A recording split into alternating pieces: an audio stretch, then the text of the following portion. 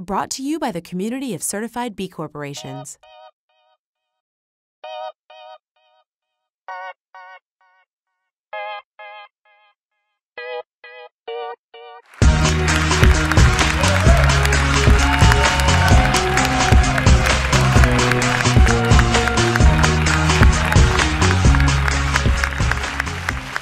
Thanks, John. I'm really honored to be here with all of you, to be connected to all of you, and I'm really thankful for B Lab for putting this together. This is an amazing event. Today I'm going to talk about the power of networks and what we've learned at Etsy that can help the B Corp movement grow and learn from each other.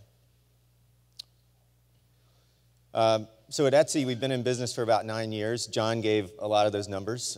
John, we have some PR jobs open. But I want to talk about what we've learned at Etsy again that can help the B Corp movement. You may think of Etsy as a place where you can buy all of this amazing merchandise, everything from shoes to musical instruments to jewelry to food. And that's definitely true. And I encourage all of you to do this very frequently. But the real, technical difficulties on the first one. What this slide should have said is that Etsy is a network.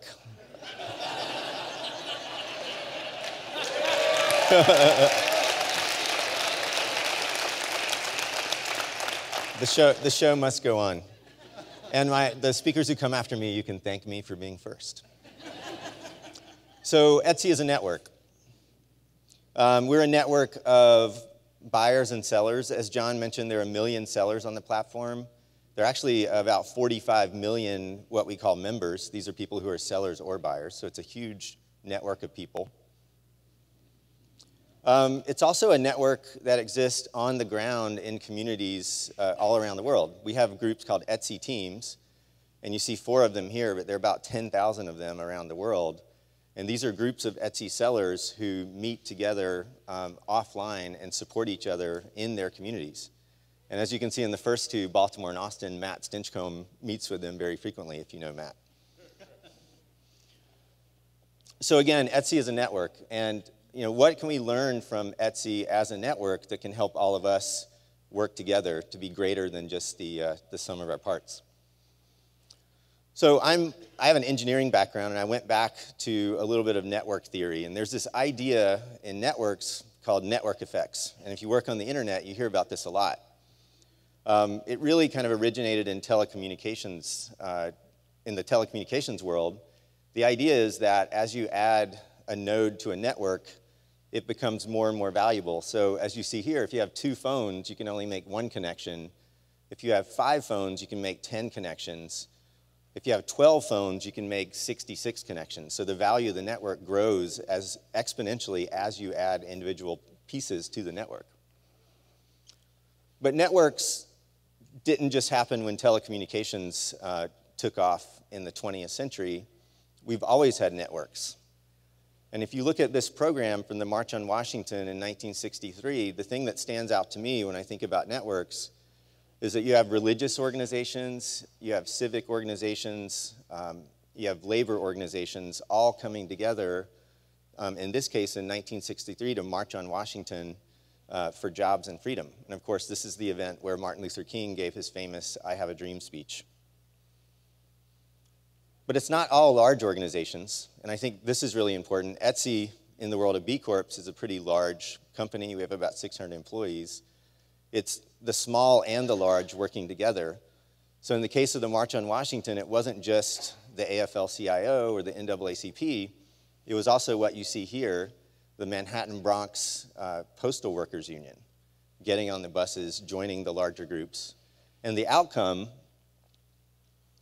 is what you see here. When all of these people and all of these organizations in these networks connect, it becomes a very powerful force. And I think that's something that we can learn from. So it's not just, these movements aren't just 50 years ago, not just the civil rights movement. There are things happening today I'm sure many of you in the room marched in the People's Climate March. It was even larger than the March on Washington. But if you look underneath the surface, there were 1,500 smaller groups that joined together to make this really large group, estimated 300,000, 400,000. Whatever the estimate, it was a lot of people.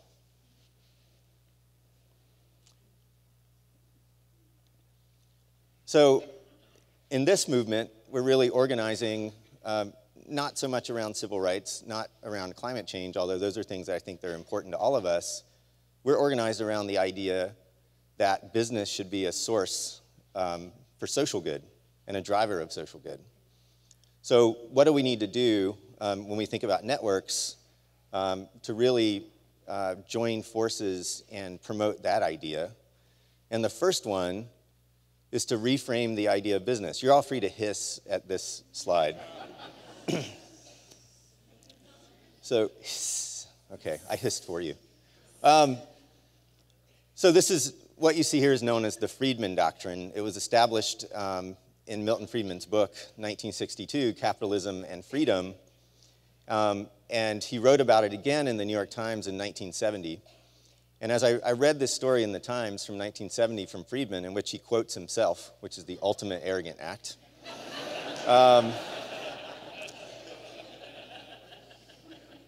when you look deeply at this, what Friedman was doing, this was incredibly fascinating to me. He was responding to some activities at General Motors at the time. Ralph Nader had led a group that came to be known as Campaign GM. And what Ralph Nader was doing is he was asking GM to appoint a public policy board and to do a better job with public safety. And interestingly enough, GM agreed to do that. They appointed a public policy board, and this so infuriated Friedman that he wrote this article about social responsibility. He thought General Motors was going too far, and he quoted himself. So in poker terms, I want to raise, I'll see your Milton Friedman and raise you a Peter Drucker. And it's interesting, I didn't think I was going to be talking about General Motors as much as I am, but Peter Drucker wrote a book that a lot of people haven't really heard of. It was his first book called Concept of the Corporation, the first book of its kind. Drucker went inside General Motors and looked at how a company operates and what its functions are. And you can see here, Drucker concluded that the function of a company as a community was equally important to the economic function. In some ways, this is what we say with B Corps. So thank you, Peter Drucker. So when you think about business as community, and you think about networks and the power of network effects, it can really change the way you think about doing business. So what you see here is the 5 B Corps that Etsy does business with. And I would encourage you, I know many of you are doing business with other B Corps. If you're not, one way to build a network, and I think a really powerful way to build a network, is to go beyond sort of belief and actually spend dollars with these partners. Green Retirement runs our 401k. Greenhouse Eco Cleaning is a cleaning company that cleans our office. And then we have our other 3 as well, who are really great partners. But it's really important to build a network to actually do business with B Corps. Not just say we love B Corps, but do business with them. So I think that's one key point. Greenhouse Eco Cleaning is run by Sadia Davis, who you see here. She's the CEO and founder. And I accidentally happened upon another way that we can help build B Corps together. When Sadia emailed me and said, hi, I'm Sadia, I run the company that cleans your offices. And I kind of offhandedly said, let me know if there's ever any way I can help you, kind of expecting that she would never ask me to help her. And 5 minutes later, Sadia emailed me and said, please intro me to the CEOs of these 5 companies.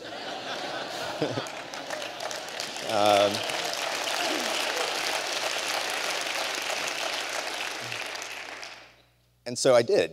That was one of the quickest email replies that I've ever gotten. And I didn't want to stand up here and say I'm so noble I helped this entrepreneur, because I honestly wasn't thinking that I would need to help her, but that that experience taught me that, hey, like maybe I need to be more active in helping entrepreneurs like Sadia. So I introduced her to 5 companies. She thanked me profusely. She said, you know, I'm a cleaning service. I'm not as sexy as Etsy. You know, the best thing you can do for me is help me get business. So I think that's the best thing that we can do for each other as well.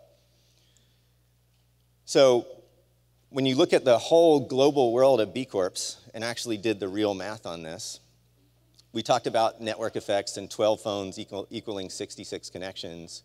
If you look at over the 1,100 B Corps, there are 625,000 connections across those B Corps. If we get to 1,400 B Corps, that's 1 million connections.